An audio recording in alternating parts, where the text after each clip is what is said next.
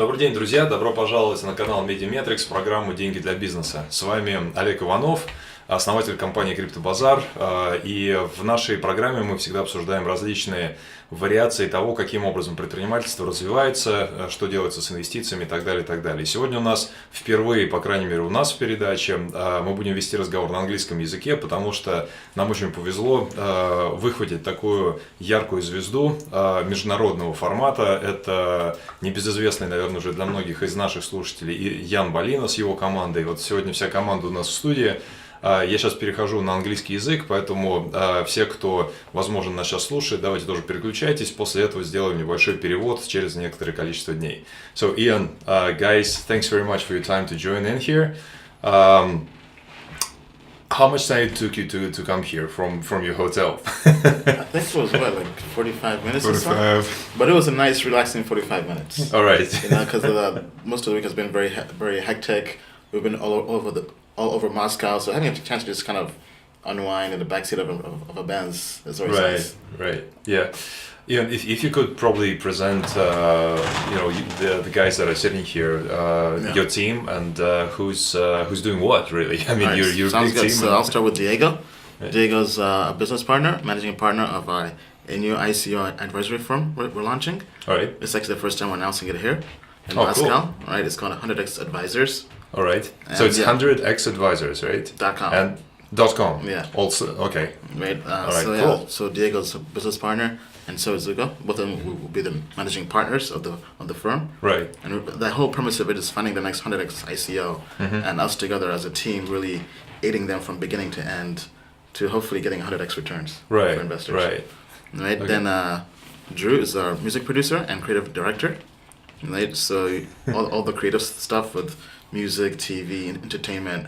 So the fun, the girls, the parties, that's about it. So, all these boring guys about money. Because to take crypto mainstream, you have to be more than just crypto. Exactly. Right? It has to become part of everyday life. Exactly. Right? Part of everyday TV, everyday fashion, everyday music. So the whole thought process is, as opposed to waiting for people to come to crypto, we're taking our message to their preferred medium of choice. Right. And just about everybody loves TV or watches TV in some shape or form.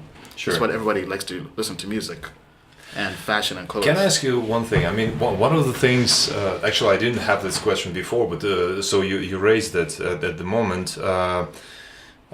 You definitely have a lot of followers, right? And apparently the initial, people that started following you were the guys who would actually want to find out some technical details about how you score the projects, right? Yes. But then once you start having this audience, it's quite a task to actually, keep them entertained, right? And feed them some important stuff, right? So they feel that there is some value that you bring to them. Right, Do you find it very difficult in terms of what yes, sort of that's kind of information been the thing with us as a team. We've been trying to kind of strategically kind of solve. Right, as we get a bigger audience, we have more people to kind of cater to. Right. Then at the same time, we're also trying to really differentiate ourselves from everybody else out there in the market.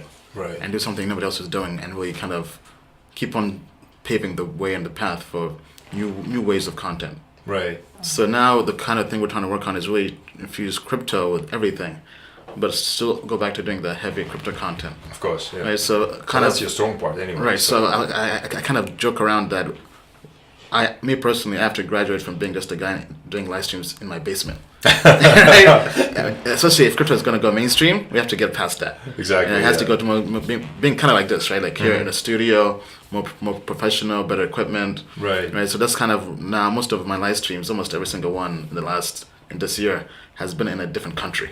Oh wow. Right. So really kind of showing the global aspect of crypto and blockchain, and then now kind of working with a TV show. So I feel like the live streams in the basement are graduating to being more of TV shows.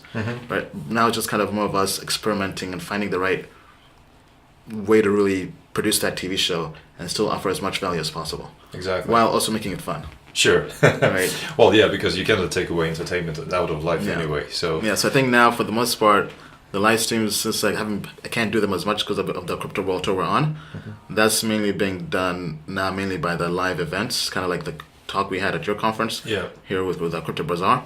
So I feel like that's why I have Dan on my team as well. He's our producer, right? So being able to kind of have him and have content everywhere we go and put that out there for people to just kind of consume. Right. Because there's still value. It's just more of capturing that value and giving it to our audience in a timely fashion. Right. So it's not only just numbers and graphs, right? I mean, Yeah. just some pictures and people and all. Absolutely. Right. Do you find it difficult to actually go across the border and I mean, like different countries, different cultures, different languages, even? Is it difficult to actually cater to the needs of all these people who who are in this sphere anyway? In some aspects, it is tough. Just kind of trying to figure out what exactly they want and their problems and being able to solve that. Right. Right. So, for example, in different regions, the issue could be catching out to fiat. Maybe they don't have an exchange like Coinbase or GTX or Gemini. Like here. That's big. Yeah. Or maybe they do have them, but they cap how much money you can cash out. Maybe they have to do RTC or some other kind of service. So being able to kind of know those problems is good. Yeah, exactly. But I feel like that's the great thing about this Crypto World Tour. We get to discover problems in every country around the world and come back and brainstorm and see how we can kind of help people. And for me, it really helps me understand my audience even more. Right. Because I've had a chance to meet all of them in their region, understand their problems specifically in their region.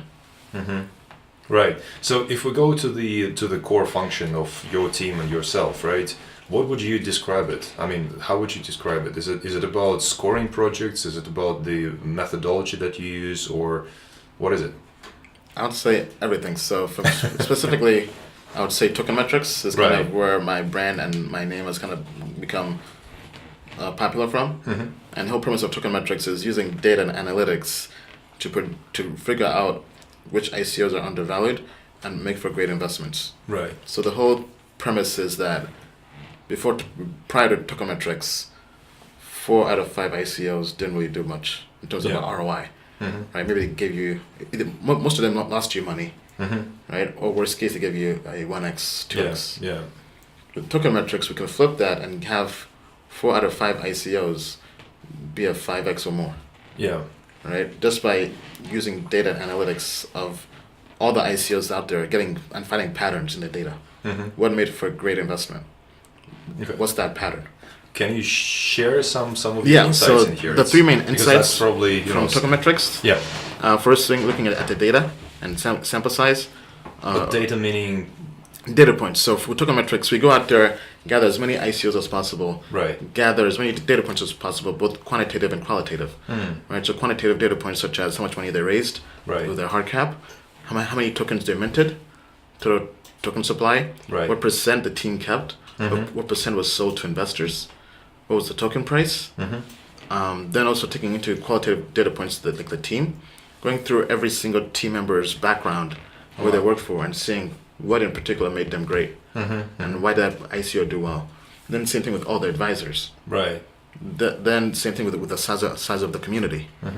Then trying to figure out, okay, looking at all this now, let's kind of take a macro view at things and see what actually mattered. Right? What's noise and what's actually an insight. And the first key insight is 90% of the best ICOs from an ROI perspective. ICOs like Ethereum, Stratus, Neo, formerly Anshares, all these different projects that did well and got over 100x, some even 1,000x returns. Exactly, yeah. 90% of them had a prototype. They had shipped code. It wasn't just an idea, it wasn't just a white paper. They had something you could actually try out and test. Okay.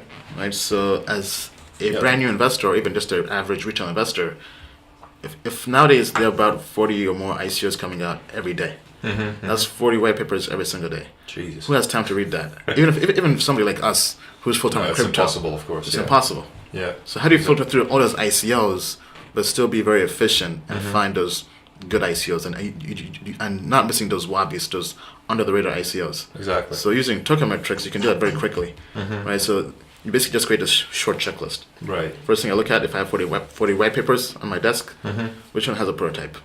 Right? If it's a blockchain, is there a testnet or mainnet? If it's not now, how soon is it, and when is the ICO? Right. If they have a test net maybe a month after the ICO, maybe I'll give them some room.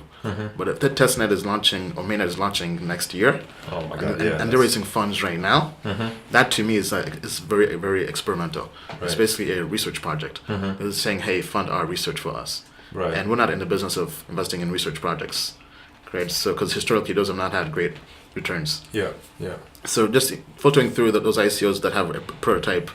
Next thing is all-star team. Looking at projects and seeing the team members and seeing where they worked, what specifically makes them qualified for your money and also as an investment and Right. to have great returns. Because looking at the data, 60% of the ICOs had an all-star team. Now looking at teams is very subjective for all investors. Of course. Right? There isn't really a right way, but I feel like I've figured out a way that has performed well for us based on my investments. And for me, I check for two things. Minimum has to have 2 all-stars, meaning that definition of an all-star to me is working at a well-known, credible company. Okay. Right, so it In doesn't. some specific area or It depends, right? So, first thing I look for is a publicly traded company. Right. For example, if a software engineer worked for Google, Amazon, Facebook, Microsoft, Right. I mean, for 5 years, I know Yeah, that's that makes pretty. sense, of He's a course. pretty credible guy, Sure. right? So, publicly traded company, and I get some pushback on that, which I know is normal, right? But my point is this: if somebody I'm basically kind of using almost kind of like a heretics, or basically just kind of having if somebody has worked at Google for 5 years, that's my research for me. I don't have to spend an hour checking into their background. Of course, yeah. If If- he stayed if- for if so Google long in this thought- company, If apparently Google thought he has was some good enough to be there for 5 years, Of course, yeah. he was pretty Makes sense. credible guy to be a developer, right? So I look for a minimum 2 years at a publicly traded company. I like public because it's easy for us to do research on those companies Right. and their employment there. Right. For example, we had an ICO once. Actually, this was Centra, right? And as you guys know, Centra was shut down by the SEC for being Yes. a scam. Yes. But we called it a scam during that ICO. Before anybody knew it was a scam. One of the few ICOs live on the air, I called it scam. All right. And you know how we did it? They should be mad at you, right? They were. I mean, actually, the funny thing is, on Twitter, they claimed they were reporting me to the SEC, and they copied the SEC on the Oh tweet. my God. So the irony, right? Yeah, exactly. So with Centra, I was basically going through the background of their CFO, All right. and I looked at the CFO, and I was like, this woman is about my age, like late 20s. Okay. And me, as somebody who's worked in the enterprise world at IBM, at Deloitte, I know CFOs of big companies, especially publicly traded companies, Yeah, usually they would be of typically different old, age, of course. 40s or 50s. Of course. So that was the That's first. weird, yeah. That was the first red flag I had. Okay. I was like, let me do more homework on this woman, Okay. right? And she claimed particular years to be working as a CFO for this company. So this was a publicly traded company. I put up their 10K reports, their stock charts, Right, yeah. the annual reports, and all the reports are signed by the CFO. Of course, yeah. So looking at the years she claimed to work there, You I don't- didn't you see don't her name there. Signature, yeah. Yeah. I was like, maybe it's just an error. Went to other reports, didn't see it there. Went Right. to last year's report, didn't see it there. Oops. Went through every single year, and the CFO, and there was some other CFO, Right. and I was like, this is a scam. Yeah. Yeah. I mean, either it's a scam, which is bad, or they're grossly incompetent and made a typo on their LinkedIn or whatever, Yeah. which means they don't really pay attention to details, which is bad as well. I mean, it's equal. Yeah, And then the funny thing is, their marketing team came back to me wanting to pay me to have their CEO come on my show to explain that they made a mistake, whatever. Right. But just by seeing that during our research process, Yeah. we called it You a would- scam then. You wouldn't want to touch it, of course. While they're raising money, then a year later, the SEC says confirmed Exactly. the same thing. Yeah. Wow. Right, so that's why impressive. publicly traded company for me is a very big thing. Yeah. Then the next thing is basically domain expertise. So and also can also be somebody who's worked what I consider top 25 project on CoinMarketCap. Yeah. Right, so projects like Ethereum, Bitcoin, EOS, Neo. Yeah. Right, so for example, an example is Stratus. Stratus was very under the radar project. They had the ICO in summer 2016. Only raised $600,000. That's how under the radar it was by Wow. definition. Yeah. But if you had done your homework on them, you would know that they had a Bitcoin core developer working on them. All right. Okay. Right? And Stratus is basically taking what Bitcoin is doing and putting that to C#, Right. right, for the enterprise world. Right. So if you're doing your homework, you'd know, okay, they have an all-star. This guy's an all-star. Right. Right. So things like that matter. So basically, to kind of sum up, all-star to me is somebody who's working 2 years at a publicly traded company, Right. or 6 months for a top 25 blockchain project. On occasion, there could be some leeway for people who worked for big companies, like in the consulting world, right? Like McKinsey, Bain Capital, something like that, right? Yeah. So basically, just if you're the best in your field, basically. Right, exactly. Right. So that's the second step, right? So first is really, do they have a Prototype, prototype, then and the all-star team. not all-star team. Third thing is... So, I mean, once they have those two things, Yeah. then I look at the actual data. Oh, okay. So this is just, I call this the ICO gauntlet. Yeah. They have to kind of first pass these two checkpoints before I even score them. Right, okay. So then I look at how much money they're raising, what type of project it is. Is it a DApp? Is it a blockchain? Okay. Looking how much, basically looking at then the actual numbers itself, Right. scoring that, and then seeing how that performs against past projects in the past. Right, okay. Okay, and then, then apparently, I mean, what's the key point for them? Say, let's say if they go through all, these two checkpoints, and then you do investigate, and go through all the details. What may happen, and what may you find there that will still not be good for you to invest there? I can imagine like tons of things, but maybe a few very, very that make us not invest. Frequent things, yeah. So, for example, I mean, not one data point in particular, but if there are several combined, because the good thing about Mediametrics is you don't have to be perfect on everything. Right. Right, but the main thing that could make us not invest are dApps. Yeah. Because historically speaking, dApps have not performed well. Sure. Especially since last year.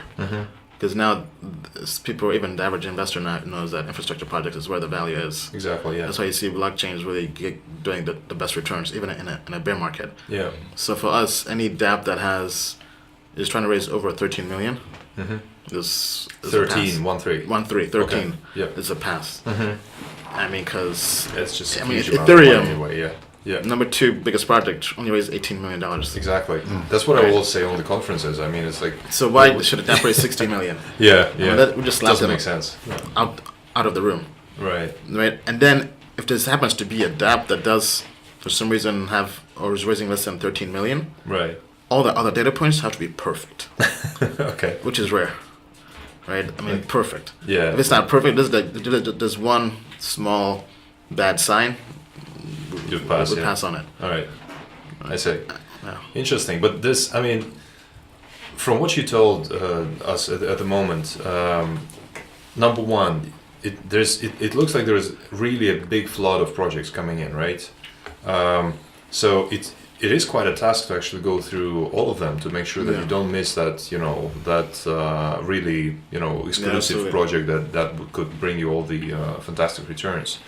So the question is, how do you? I mean, do you cover all of them, or No, I mean that's why we have do you miss them? team Or, like yeah. this. So how do you guys do it then? I mean, so now then with the advisory firm, I mean, Ugo and Diego handle most of the projects coming in. Right. Oh, okay. Right. Then I also have a full-time analyst as well, who just kind of give projects and he just goes through, does the homework for us full-time. Sure. Right. Because as we're traveling the world, doing crypto, doing deal flow, meeting people, biz dev. Right. Right. We have somebody working full-time on that every single day, 9 to 5. Yeah. Yeah. And then also having them basically. So I wouldn't say 9 to 5 though. I mean, I know you guys are not workaholics, but like you don't have that button turned off, right? I mean, not me, but I'm saying my ICO analyst. Oh, okay, I see. Yeah. His job full-time 9 to 5 now is just ICOs. Right. Just supporting them, right? Or even finding them. Yeah, goes through finding ICOs and doing tokeometrics. Right? Okay, I see. And then Ugo and Diego basically, they kind of find ICOs from our world travels. Right? All the ICOs come into the pitch competitions, they go through Diego and Ugo first. Right. Okay. They can kind of speak to that. So Sure. one of the things about being in crypto for such a long time is that you've generated and created such a large network of just investors and blockchain related Yeah. people, and they're constantly bringing different deals and ICOs to your attention. Right. So like Ian said, where I'm personally in constant communication with our ICO analyst, Right. and we're talking about different ICOs and opportunities every single day. Yeah, I can only imagine. I mean, with you being so popular across the world, I'm sure like there's everybody knocking at your door, right? I mean, with phone numbers, with just you name it, social media and we stuff. get pitched everywhere. Yeah. I mean, to a point, How do you hold on? I mean, to a point, we even have a song called Mike Piazza that drew me. We're gonna shoot a music video about it. All right. Okay. Yeah. I think in response to that, that's why it's good to have a team. That Sure. way, people can kind of split the roles and Exactly. cater to each other's strengths. While Ian is very busy doing other things, we can kind of handle the workload, and with the experience that we have being crypto investors, we can kind of also use some metrics from the spreadsheet to easily scan Sure. these projects to see what we're interested in investing, and then from those little projects we can do further research and eventually kind of convene and talk through the projects and see if it's something that we're very interested In all honesty, I mean, we've gone through like several discussions of the projects that were, supposedly, were supposed to come on stage during our event here. Yes. And to be honest, I was very impressed by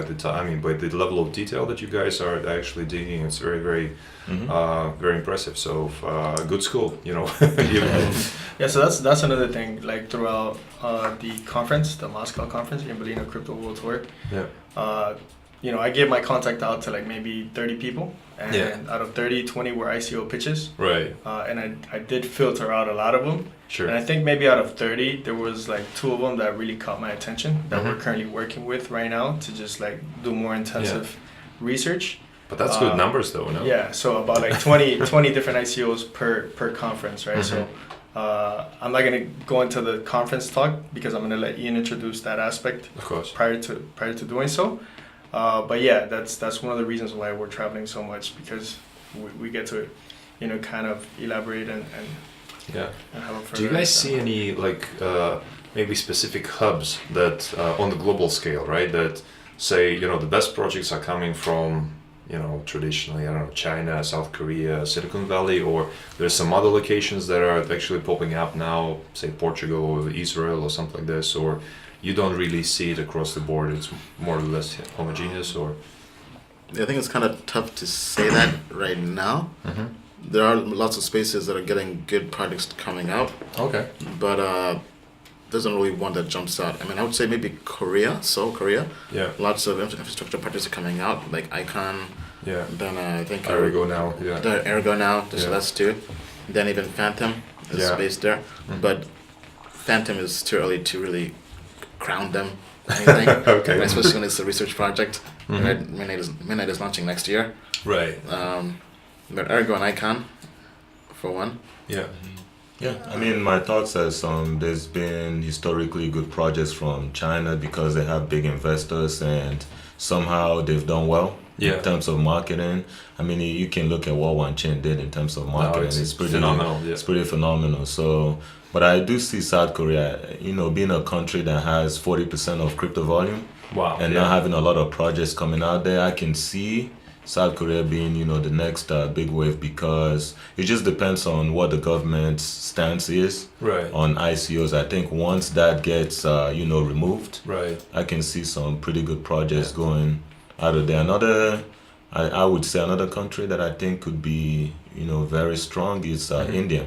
They have, they're pretty strong. They have very, good they tech haven't done guys. anything so far. They haven't right? done anything. I think one project that's come Just out is Nucleus, Zebi, but but I it's, still think they face the same problem with South Korea, where they have a little bit of a handicap because of the government as well. And I think eventually, just looking at the demographics and kind of how everything is happening, that I think for some and the level reason, of talent there as and well. the level of talent, I think if the government kind of lifts the ban, I could see India really getting into the blockchain space, and they really have a good use case for it, because I've been hearing they have a lot of gold when people stashing gold. So if somehow they can figure out another way to kind of move money, which is crypto, I can see India being a very big Interesting. hub as well. So Guys, apparently being coming from America, right? Do you see Silicon Valley playing a big role, or increasing the big role there in the area of blockchain, or not really? Because there's very I think extreme opinions there. Yeah, it's both. But I feel like due to the uncertainty with regulation in the U.S., lots of good projects in America, Silicon Valley, for the most part, are only raising funds privately. Yeah, very true. Right, projects like Filecoin and some other projects. Right, Yeah, New Cipher, like just all those projects yeah. raising funds privately, which isn't really good for the average retail investor. Yeah, very So true. unless you're a fund in Silicon Valley, it's gonna be hard to get in there. And actually, I feel like some of them even don't really get the perspective of the current crypto investor. Yeah. They're still treating this like funds. Like I had a project that was well known. Actually, I'll just name it Oasis Labs. Yeah. I mean, so people are kind of getting really excited about it. And we had a call with the team. And the first, actually, even prior to getting a call with the team, it was hard getting a call with the team. Because As it is always the case, right? I had an intro, but they weren't really friendly communicating with. Okay. Right? Because they said, hey, Ian, let's have a call. We're oversubscribed, whatever, blah, blah, blah. And I said, okay, cool. Can you send me your token metrics? Then we have a call. The response, we're oversubscribed. Silence. Yeah. Okay. Let's have a call. I said, that's great you're oversubscribed, but I need to have some data. I don't blindly invest. Yeah. What are token metrics? Yeah. It was back and forth. Like, let's have a call. I had the call on there. Token metrics were horrible. Really? Okay. Right? But there was just still so much demand because there's this new thing which I kind of call dumb smart money. Okay. And basically, all these funds, right, and family offices now have a ton of capital and they're saying, "Oh, crypto is a place to go. Yeah. Just yeah. put money in any ICO and you'll make money." And it's a good way of actually putting the money in your private sales, right? Because we're through all these soft agreements. Yeah. It's pretty much now- very similar to your venture deal, really. Anyway. Yeah. So now we're seeing all these funds and family offices come in and invest into projects blindly, just because there's a bunch of hype or whatever. Yeah. Yeah. Right, which I think isn't really a good way for the community to go, and I think that people will get wrecked. Yeah. And because those investors also have different, I guess problems that they're trying to solve with their fund, or different goals. I would say is probably a better word. Different goals. Of course. Yeah. Right, kind of a large investor is okay with a 1x or 2x, Sure. right, from 50 million, Yeah. right. Right, but if you're only putting in 5 million, you want 100x. Sure. Right? Yeah. So those At two, least 10, yeah. that big spectrum is Yeah, really yeah. confusing projects. Yeah. Right, so then you have these projects only raising 30 million, but with poor terms, and they don't even want to share much of the project with you. Just want to say they're oversubscribed. Give us your money. Yeah. Yeah. Right, which I think is the wrong way to go, and Yeah. what leads to horrible It's returns. definitely something unbalanced at the moment. I mean, apparently, if we look at the ticket sizes of the current ICOs, right? I mean, they're just going through the roof, right? If we go through all the well-known guys like Hashgraph, Definity, Thunder Token now, I Yeah, think that the one too. valuation is crazy, right? I mean, do you Yeah, see? so even that one, kind of going back to the whole point with Silicon Valley, that one, technology-wise, is great. But first of all, they have a long lockup, 12-month lockup. Right. Yeah. And one of the things you have to kind of understand in crypto, 1 month is like 12 years in crypto. Yeah. Definitely. Right? So that's like over 144 years just waiting for 12 months. And we kind of learned this with OneChain. OneChain was a great project, supposedly, at that time. Right? Now I'm kind of less bullish on OneChain, but we had to wait 6 to 7 months for our 10x, Yeah. which yeah. is horrible in crypto. Yeah. I mean, you're better off just doing a 2x every 2 months. Right? Well, yeah, of course. Like, if you because- do, I mean, it's a lot of work, though, right? To actually flip all the capital, so intensively True. with all the projects, and with all the efforts that you have to make with all the projects, right? Because it's Yeah, taking true, time. You have to take, But I feel like investors have to take into account opportunity cost of having the capital tied up. So tying it up for 12 months Yeah. just to get a 10x. When I mean in December we got 100x, 100x, and 50x in the same month.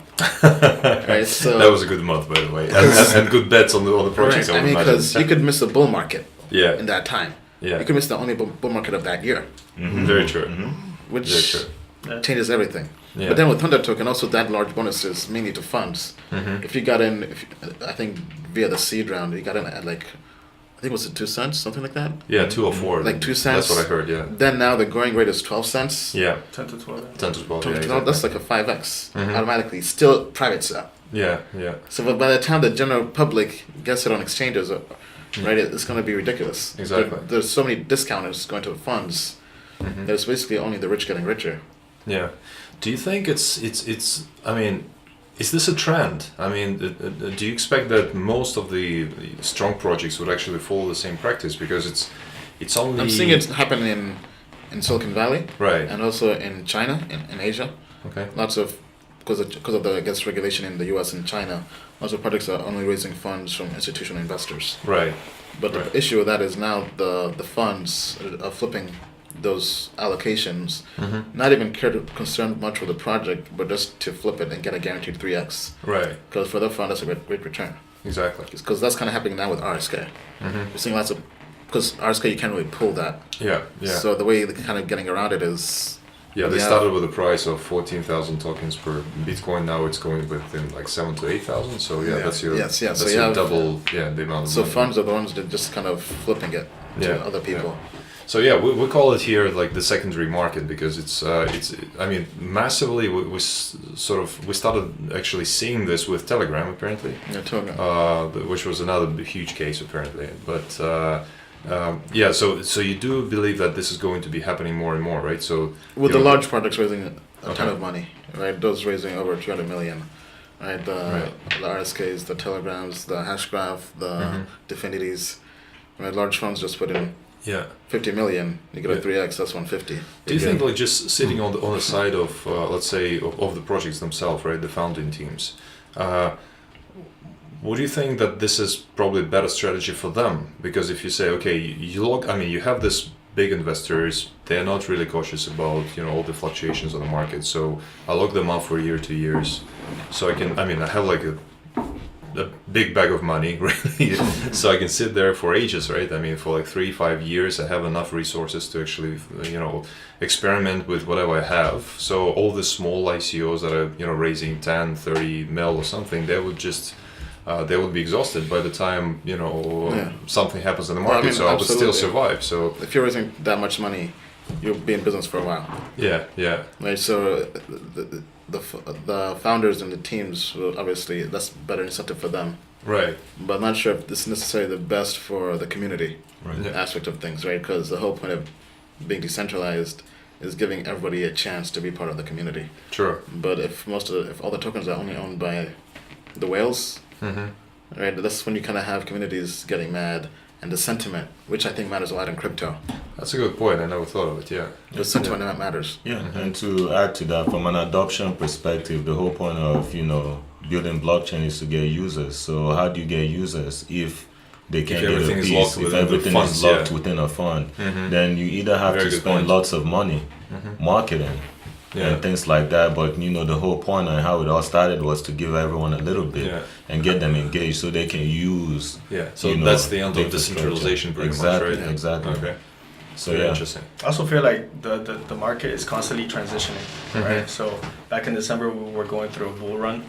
Now Yeah. we're kind of like in a bearish market, right? And so you have to transition with the market as an investor as well. Exactly. And right now, funds are the first ones, obviously, obtaining these allocations. And so I'm sure if we were in the beginning of a bull market, they wouldn't be flipping these Right. ICOs. They would most likely be holding them, right? Just because the capital is being injected into the market, so they know that the valuation of whatever ICO they're investing is also increasing. Yeah. But since we are in a bearish market, we are seeing this kind of trend and behavior taking Yeah, place. because you need liquidity and whatever Exactly, else. exactly. Yeah. So as an investor, you always have to be up to date and be ready for the transition that the market kind of indirectly shows you. What do you feel like? Will we see any bull runs this year? I mean, I know it's kind of a magic question or whatever. Just you don't know how to answer it, but you probably through your travels around the world, speaking with all these people, what do you see? I mean, Yeah, it's kind of what hard should we to expect? predict. Right, if I knew when, I'd be even richer. all right. But I think the best thing to do is figure out how to make money in a bear market, Yeah. and I think that's still possible, right? And you have to really be very diligent and almost even more stringent with what you invest in, Yeah. Absolutely. right? Because in the last bear market, we still made money in projects. Like QuickChain did a 15x, Yeah. over 10x Yeah. in the bear market. even Pundi X has been tearing it up in a bear market. Yeah. All right. Right. So if you have even just like one big win each month in a bear market, Yeah. you can still survive. Now, it also, I mean, in all honesty, it really depends on the amount of money that you're managing, right? Because apparently, if you're managing like a few tens of thousands of, tens of millions of dollars, I guess you can, make use of this capital to actually rotate it, with this frequency. But then, the closer you get to 100 mil, No, that's tough. the harder it's becoming to actually do things, right? So, like, imagine if somebody comes to you and say, guys, I mean, you're very experienced. We're ready to put like ton of money here, like 100 mil, 200 mil. What would you do? With $100 million. Yeah. In crypto, yeah. In crypto, I mean, I think the best thing to do at that point is really from your own incubator, and really be the first investor in a project. But would they come to you though? I mean, let's say, your Phantoms, the Arigos, Yeah, I mean, I Monchains feel and like all, projects you like would that. not see them. Yeah, projects like that is if you have $100 million, it's very hard to get into a project like that because they'll be raising only about $40 million, Yeah, and there's so much competition to get into those projects. sure.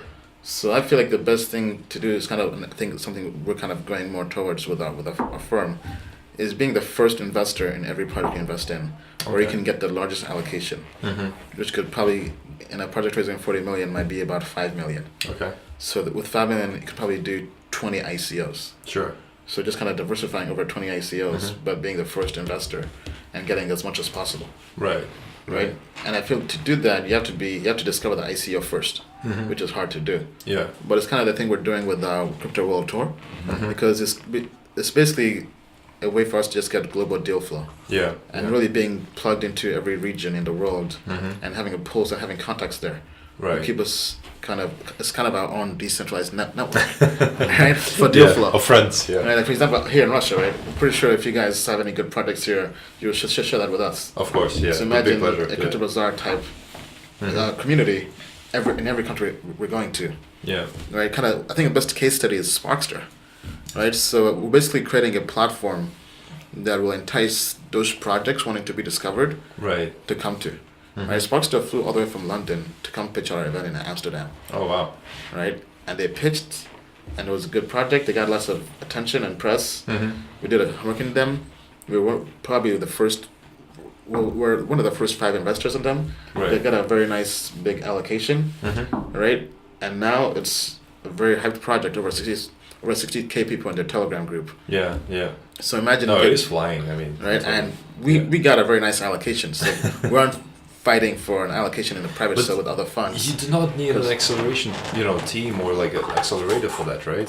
You need all this experience. Okay, yeah, I mean, and not necessarily an incubator, but just some kind of value Yeah. to offer the projects to have them come to you first, Right. over anyone Yeah, else. exactly, exactly. Right. Yeah, I think we're coming to the end of the of our interview. Unfortunately, it's just the times fly very quickly. But maybe a few points for the advice. As an advice for investors and the projects. What would you recommend here? For investors in the projects. Yeah, I mean, or a few of them for one group and a few others for the other group.